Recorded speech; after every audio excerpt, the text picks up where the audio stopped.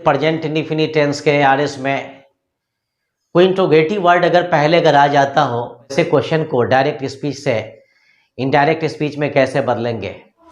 ये आपकी पहली क्वेश्चन है। He said to me why do you need a red pen. आप मतलब अक्सर अपने क्लास में बहुत सारे सर को सुने होंगे कि बेटा कोई भी प्रॉब्लम अगर बनाना तो समझ करके बना ले, लेकिन सवाल ये होता है कि हम समझना कहाँ से शुरू करें कि मेरा प्रॉब्लम सही बन जाए। अगर मान लीजिए कि ये क्वेश्चन अगर आपके लिए अगर हार्ड हो तो सबसे पहले बेटा आपको एक काम करना है, आप ही से लेकर के मी तक अंडरलाइन करके इसका नाम आप आर भी लिखेंगे। और ये जो वर्ड भाई है दिख रहा है ना, इसको हम क्या कहते हैं, हम आई डब्ल्यू का फुल फॉर्म यहां पर लिखा हुआ है इंट्रोगेटिव वर्ड। और उसके बाद do you need a red pen. जब आपको नहीं समझ में आए, मान लीजिए कि आपके सर क्लास में पढ़ा रहे हो, आपको अगर नहीं समझ में आएगा तब उनसे पूछ लेंगे। लेकिन यही क्वेश्चन अगर एग्जाम में अगर डाल दिया जाएगा और कोई आपको हेल्प करने वाला नहीं हो, लेकिन आपको एग्जाम पास करना है, हम क्या करेंगे कि मेरा प्रॉब्लम जो है मतलब सोल्व करना बहुत इजी हो जाए, हम उसी की बात कर रहे हैं। तो जब आपके साथ ऐसा अगर प्रॉब्लम होगा तो बेटा कॉमा के पहले जो ये वर्ड्स हैं आप इसको अंडरलाइन करके इसका नाम आरवी लिख लो। और उसके बाद जो अगली वर्ड है वाई WHY, ये आपका इंट्रोगेटिव वर्ड है, यानी जिसको हम हिंदी में प्रश्न सूचक शब्द कहते हैं। तो ये फर्स्ट पार्ट, ये सेकेंड पार्ट, और do you need a red pen, ये मेरा क्या हो जाएगा, ये थर्ड पार्ट हो जाएगा। तो एक बात यहां पर हम गौर करते हैं कि जब इस क्वेश्चन को डायरेक्ट स्पीच से इनडायरेक्ट स्पीच में जब ले चलेंगे तो सबसे पहले एक नंबर में आप यहां पर क्या करेंगे, आरवी का काम खत्म करेंगे। तो सबसे पहले आप यहां पर ही लिख लो। और रही बात यहां पर सेड टू की, तो इसको हम ASKED आस्क्ड लिखेंगे। आस्क लिखने के बाद यहां पर मी लिखेंगे। हाँ, मैं थोड़ा सा और मैं आपको एक बात क्लियरेंस कर देना चाहता हूं कि अफर्मेटिव सेंटेंस में और नेगेटिव सेंटेंस में सेड को हम सेड में ही बदलेंगे, लेकिन शेड टू को टोल्ड में चेंज करेंगे। फिर से सुन लीजिए, अफर्मेटिव सेंटेंस में और नेगेटिव सेंटेंस में सेड को हम सेड में ही चेंज करेंगे, लेकिन सेड टू को बेटा हम टोल्ड में चेंज करेंगे। लेकिन रही बात यहाँ पर इंट्रोगेटिव सेंटेंस की या इंट्रोगेटिव और निगेटिव सेंटेंस की, और इसके साथ साथ वैसे क्वेश्चंस जिसमें आरएस के पहले IW है यानी इंट्रोगेटिव वर्ड्स हो, वैसे क्वेश्चन में भी करना क्या है कि आपको सेड हो चाहे सेड टू हो, उसको आप आस्क्ड में चेंज करेंगे। अगर आस्क्ड में अगर आप चेंज नहीं करना चाहते हैं तो आप एक काम करेंगे कि वांटेड टू नो में चेंज करेंगे। उससे भी नहीं अगर होता हो तो आप एक काम करेंगे कि इंक्वायर्ड में भी चेंज कर सकते हैं। हाँ, इतना सावधानी जरूर बरतना है कि अगर इंट्रोगेटिव सेंटेंस में सेड टू हो और आपकी इच्छा हो कि हम क्या लगाएं, इंक्वायर्ड लगाएं, तो फिर आपको करना क्या होगा, इंक्वायर्ड के बाद ऑफ लगाना होगा। वांटेड टू अगर लगाएंगे, वांटेड टू नो अगर लगाएंगे तो उसके बाद भी करना क्या होगा कि आपको ऑफ लगाना होगा। अभी आपके ऊपर डिपेंड करता है कि आप वैसे क्वेश्चन को आस्क्ड लगा करके, इंक्वायर्ड लगा करके या वांटेड टू नो लगा करके चेंज करेंगे। तो फिर यहाँ पर देख लिया जाए तो यहाँ पर हम ही का ही लिखेंगे, सेड टू का क्या लिखेंगे बेटा, आस्क लिखेंगे, मी का मी लिखेंगे। मेरे क्वेश्चन में आरवी खत्म होने के बाद 2 नंबर में क्या लगाना है बेटा, IW यानी इंट्रोगेटिव वर्ड। तो मेरे क्वेश्चन में मेरा इंट्रोगेटिव वर्ड भाई है, तो यहाँ पर हम क्या लिखेंगे, भाई का भाई लिखेंगे। अब यहाँ पर ये ही से ही कट गया, सेड टू से क्या कट गया, आस्क कट गया, मी से ये मी कट गया, भाई से ये भाई कट गया, कोई दिक्कत नहीं। अब मेरा क्वेश्चन डू से लेकर के पेन तक बच गया। कहां तक बच गया बेटा, डू से लेकर के पेन तक। हाँ, अब यहाँ पर आने के बाद जैसे हम यहाँ पर आरएस में चलते हैं ना, एक में आरवी, 2 नंबर में आईडब्ल्यू, 3 नंबर में आरएस, तो जैसे हम आरएस में चलेंगे यानी जो भी प्रॉब्लम क्रिएट होता है वो आरएस से प्रॉब्लम मतलब शुरू हो जाता है। तो आपको सावधानी यहाँ पर ये बरतना है, सबसे पहले आपको अपने क्वेश्चन में ये देखना है कि मेरे क्वेश्चन में नॉट है कि नहीं, NOT यानी नॉट है कि नहीं। अगर क्वेश्चन में नॉट नहीं हो तो हम क्या काम करेंगे, ये वाले फार्मूला पर सिद्ध करेंगे। किस पर? नोट नंबर 1 पर, यानी इंट्रोगेटिव सेंटेंस को किस में चेंज करेंगे आप? अफर्मेटिव सेंटेंस में। अफर्मेटिव सेंटेंस में सबसे पहले सब्जेक्ट, तो 1 2 3 4 5 6, ये 6 वर्ड में मेरा सब्जेक्ट कौन है? तो 6 वर्ड में मेरा बेटा सब्जेक्ट कौन है? इससे सब्जेक्ट हो गया, तो मेरा सब्जेक्ट यू है। यू क्या है? ये सेकेंड पर्सन। यू क्या है बेटा? ये सेकेंड पर्सन। ये सेकेंड पर्सन आरवी के ऑब्जेक्ट अनुसार चेंज होगा। तो आरवी का ऑब्जेक्ट कौन है? ये मी है। मी का सब्जेक्ट क्या हो जाएगा बेटा यहाँ पर? आई। फिर से आप देख लीजिए, फिर से समझ लीजिए, आप हड़बड़ाने की कोई जरूरत है ना, रिलैक्स मूड रखकर आराम से पढ़े। आप लोग कभी कभी ये कंप्लेन करते हैं कि सर आपका वीडियो थोड़ा सा लंबा लंबा रहता है। बेटा एक बात आप ये समझ लो, जो गाड़ी सबसे ज़्यादा माइलेज देता है ना, उसका इंजन बहुत ही कमज़ोर होता है। जो माइलेज का हम तेल ज़्यादा खाता है उसका इंजन शक्तिशाली बनता है। तो बेटा आपको शक्तिशाली बनना है, ऐसा नहीं समझना है कि समय के बारे में इतने मेरा ये टाइम इन्वेस्ट हो गया। तो यहाँ पर फिर से देख लेते हैं, इंट्रोगेटिव सेंटेंस किस में चेंज करेंगे? अफर्मेटिव में। इंट्रोगेटिव सेंटेंस अफर्मेटिव में। अफर्मेटिव में सबसे पहले सब्जेक्ट, तो मेरा सब्जेक्ट कौन है? मेरा सब्जेक्ट कौन है? यू। तो यू क्या है? सेकेंड पर्सन आरवी के ऑब्जेक्ट अनुसार मी का क्या लिखेंगे? माई लिखेंगे। सब्जेक्ट बाद क्या डालना है बेटा? ये V2 डालना है। अब यहाँ पर एक काम करेंगे, जो नीड लिखा हुआ है NEED, नीड तो V1 हो गया, इसके अंत में क्या डालेंगे? नीडेड हो जाएगा। आ लिखने के बाद रेड लिखने के बाद आप यहां पर एक काम करो भाई, पेन लिख लो। क्वेश्चन नंबर सेकंड आपका है, she said to us how do you go there. जब आप इस क्वेश्चन को डायरेक्ट स्पीच से इनडायरेक्ट स्पीच में जब चेंज करेंगे तो सबसे पहले इसमें भी करना है क्या बेटा? आरवी लगाना है। तो यहां पर हम सी का क्या लिखेंगे? सी लिखेंगे। और हम आपको पहले ही बता चुके हैं कि इंट्रोगेटिव सेंटेंस में सेड टू हो या सेड, उसको आस्क्ड में चेंज करना है। यहाँ पर हम अस का क्या लिखेंगे? अस लिखेंगे। आरवी खत्म। 2 नंबर में IW यानी इंट्रोगेटिव वर्ड। इस क्वेश्चन में मेरा इंट्रोगेटिव वर्ड, ये जो मेरा इंट्रोगेटिव वर्ड कौन है? ये हाउ है।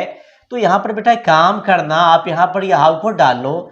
अब मेरा क्वेश्चन डू से लेकर के देर तक बच गया। इस क्वेश्चन में नोट नहीं है। अगर क्वेश्चन में नोट अगर नहीं है तो हम इस फार्मूला पर सिद्ध करेंगे इंट्रोगेटिव सेंटेंस को। अफर्मेटिव सेंटेंस में जब चेंज करेंगे तो सबसे पहले सब्जेक्ट, तो मेरे क्वेश्चन में मेरा सब्जेक्ट यू है। यहां पर यू क्या? Second person. आरवी का ऑब्जेक्ट अनुसार, तो आरवी का ऑब्जेक्ट कौन है? ये अस है। आरवी का ऑब्जेक्ट कौन है? ये अस है। तो अस का सब्जेक्ट क्या होगा? अस किससे भाई बना है? वी से बना है। सब्जेक्ट जब आपका खत्म हो जाए तो फिर क्या डालेंगे? यहाँ पर ये V2 डालेंगे। तो आप यहाँ पर एक काम करेंगे, गो का V2 वेंट लिखेंगे और उसके बाद क्या काम करेंगे? यहाँ पर आप ये देयर लिखेंगे।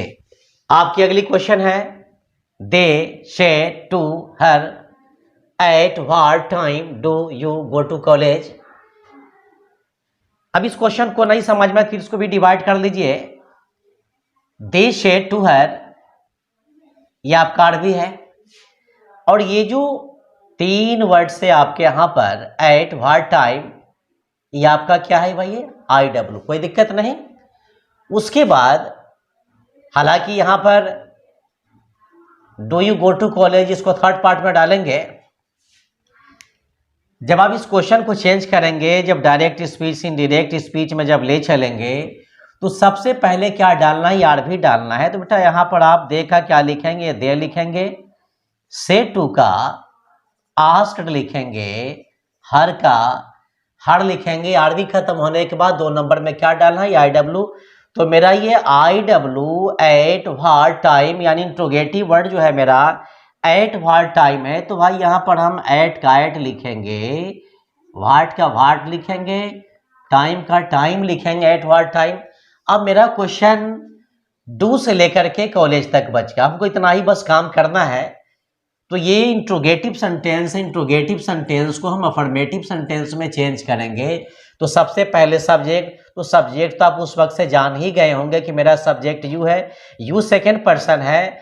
अब ये जो मेरा सेकेंड पर्सन यू है, इसको हम कहाँ पर लाएंगे? हर में लाएंगे। कहाँ पर लाएंगे बेटा? हर में लाएंगे। अब ये पता करना है कि हर का सब्जेक्ट क्या होता है। तो हर का सब्जेक्ट बेटा आप यहाँ पर क्या लिखोगे? ये सही लिखेंगे। सब्जेक्ट में फिर क्या डालना है? V2 डालना है। तो आप एक काम करो, यहाँ पर ये गो का बेटा वेंट लिखेंगे, टू लिखेंगे। टू लिखने के बाद आप यहाँ पर बेटा ये कॉलेज लिख लो। इस तरह से ये भी क्वेश्चन आपका कंप्लीट हो गया। हड़बड़ा करके कुछ नहीं बनाना। फिर समझ लीजिए, एक नंबर में आरबी लगाना है तो मेरा आरबी दे से लेकर के हर तक, तो सबसे पहले हम दे का दे लिख दिए, सेट टू का मास्ट लिख दिए, हर का हर लिख दिए। आरबी के बाद 2 नंबर में क्या करना है? IW लगाना है। तो मेरे क्वेश्चन में IW एट व्हाट टाइम है, तो हम एट व्हाट टाइम लिख दिए। अब मेरे क्वेश्चन में डू से लेकर के कॉलेज तक बचिए, ये इंट्रोगेटिव सेंटेंस है। तो इंट्रोगेटिव सेंटेंस है ना, इंट्रोगेटिव सेंटेंस को हम अफर्मेटिव में चेंज करेंगे। तो सबसे पहले सब्जेक्ट, तो मेरे क्वेश्चन में मेरा सब्जेक्ट कौन है? You, you second person. RB का ऑब्जेक्ट के अनुसार चेंज होगा। तो हर का क्या लिखेंगे? यहाँ पर हम सही लिखेंगे। सब्जेक्ट पर क्या डालना है बेटा? ये V2 डालना है। तो वो का V2 वेंट लिखेंगे, टू लिखेंगे, कॉलेज लिखेंगे। तो इस तरह से आप हड़बड़ा करके किसी भी क्वेश्चन को बनाने की कोशिश नहीं करें। हम टीचर हैं, अगर हम हड़बड़ा करके अगर आपको पढ़ाएंगे तो कभी कभी हो सकता है कि हमसे भी गलती हो सकती है। लेकिन ऐसी काम करने की, फास्ट बनाने की आपको जरूरत नहीं है। थोड़ा शांति बनाकर रखेंगे। अगली क्वेश्चन है, आई say to him, I say to him, why do you not tell the truth. अब इस क्वेश्चन को जब आप चेंज करेंगे तो सबसे पहले आरबी लगाना है। तो बेटा ये आई का क्या लिखेंगे? आई, यानी आपका ख्याल है कि सर थोड़ा सा सेट छोड़ के अगले सिस्टम से बना। चलिए हम आपकी बात को मान लेते हैं, वांटेड करके बना देते हैं। IWANTED, wanted to know, know के बाद ऑफ, ऑफ लिखने के बाद यहां पर हम हिम लिखेंगे। अभी मेरा काम आई से लेकर के हिम तक हुआ है। मैं आई का आई लिखा हूं बेटा। सेट टू के बदले हम वांटेड टू नो लिखे हैं। उसके बाद यहां पर क्या लिखेंगे? हिम लिखेंगे। आरबी खत्म। 2 नंबर में क्या डालना है? IW डालना है। तो आपके क्वेश्चन में IW आपका वाई है। तो आप यहां पर एक काम करो, वाई का क्या लिखेंगे? वाई लिखेंगे।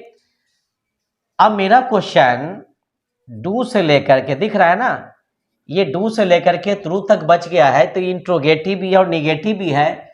तो इंट्रोगेटिव एंड निगेटिव सेंटेंसेज को निगेटिव सेंटेंस में चेंज करेंगे। और निगेटिव सेंटेंस में सबसे पहले क्या डालना है? आपको ये सब्जेक्ट डालना है। तो आपके क्वेश्चन में आपका सब्जेक्ट यहाँ पर यू है। यू यहाँ पर क्या है? Second person. ये ऑब्जेक्ट अनुसार चेंज होगा। मेरा ऑब्जेक्ट कौन है बेटा? ये हिम, दिख रहा है ना। तो जिस तरह मी से आई बना, उसी तरह हिम से यहाँ पर बेटा क्या बन जाएगा? ये ही लिखेंगे। सब्जेक्ट वर्ड क्या डालना है? ये डिड नॉट डालना है। तो आप यहां पर डिड के बाद नॉट, नॉट लिखेंगे। उसके बाद क्या करना है? V1 लगाना है। तो आप यहां पर एक काम करो भाई, ये टेल का टेल लिखेंगे, दी लिखेंगे। दी लिखने के बाद यहां पर आप ट्रूथ लिखेंगे, TRUTH।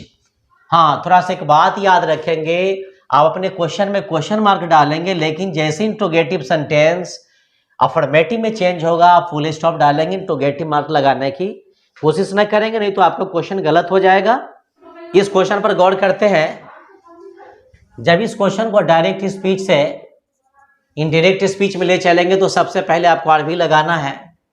तो आप यहां पर एक काम करो कि बेटा आई का आई लिखेंगे, सेट टू का आस्ट लिखेंगे, हर का हर लिखेंगे। आरबी खत्म। 2 नंबर में क्या डालना है? IW। तो आपके क्वेश्चन में आपका IW यानी इंट्रोगेटिव वर्ड व्हाट है। तो आप यहां पर व्हाट लिख लीजिए। अब आपका क्वेश्चन में 3 वर्ड बच के हैं, डू, यू, ईट। अब ये क्वेश्चन जो है इंट्रोगेटिव सेंटेंस है। तो इंट्रोगेटिव सेंटेंस को किस में चेंज कर गया? अफर्मेटिव में। तो अफर्मेटिव में सबसे पहले, यानी अफर्मेटिव को ही बेटा पॉजिटिव कहा जाता है। तो सबसे पहले सब्जेक्ट, सब्जेक्ट आपका कौन है? You second person. आरबी का ऑब्जेक्ट अनुसार चेंज होगा। तो आप यहां पर हर के बदले क्या लिखोगे भाई? ये सी लिखेंगे। और सब्जेक्ट बाद क्या डालना है? V2 डालना है तो आप यहाँ पर 8 का V2 क्या लिखेंगे, ये 8 लिखेंगे। तो जहाँ तक मेरा ख्याल है कि आपको बनाने में कोई प्रॉब्लम क्रिएट नहीं होना चाहिए। लेकिन थोड़ा सा हम आपको एक क्वेश्चन डाल देते हैं, थोड़ा सा वो अलग टाइप का क्वेश्चन है, थोड़ा सा गौर करेंगे। क्वेश्चन है ही सेट कॉमा हु गोज। उसको उस फार्मूला पर थोड़ा सा इसको अलग सिस्टम से बनाए। अगर मान ली हु से अगर क्वेश्चन अगर आ जाए तो आप ऐसे क्वेश्चन को इस तरह से बनाने की कोशिश करेंगे। ही का ही लिखेंगे, सेट का क्या लिखेंगे, ये आस्ट लिखेंगे, हु का क्या लिखेंगे, हु लिखेंगे। और ये गोज क्या है बेटा, ये V5, इसको भी क्या काम करेंगे, V2 में चेंज करेंगे। He asked who went. तो अगर मान लीजिए कितना समझाने के बावजूद भी अगर आपको प्रॉब्लम अगर क्रिएट अगर होता तो आप मेरे मैसेज बॉक्स में कमेंट करना ना भूलेंगे। हम आपके हमेशा साथ हैं बेटा। तो आज के लिए इतना ही। मेरा वीडियो देखने के लिए लॉट्स ऑफ थैंक्स।